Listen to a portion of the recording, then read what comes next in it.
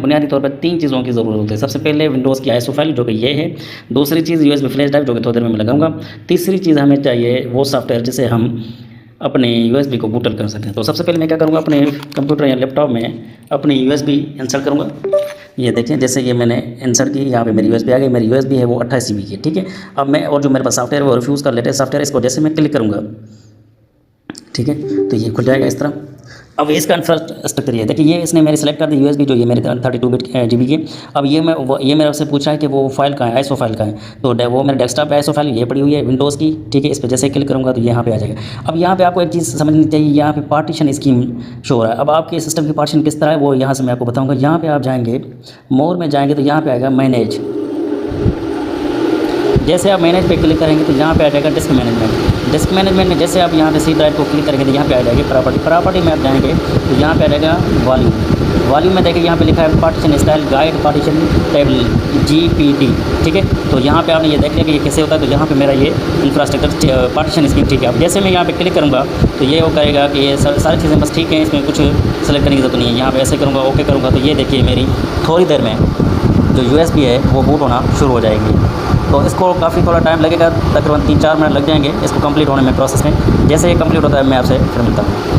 ये 98 पे पहुंच गया, सिर्फ 2% रहती है। अब इसी दौरान आपने करना क्या है कि आपने जो USB कनेक्ट की हुई बूटेबल बनाने के लिए उसको आपने प्रोसेस के दौरान डिस्कनेक्ट नहीं करना, ठीक है। और अभी आप देख रहे हैं स्क्रीन पे ये प्रोसेस बढ़ रहा है। ये जितनी भी विंडोज़ की फाइलें हैं वो अब USB में कॉपी होना हो रही हैं। 98.3% हो चुका है अभी, ठीक है।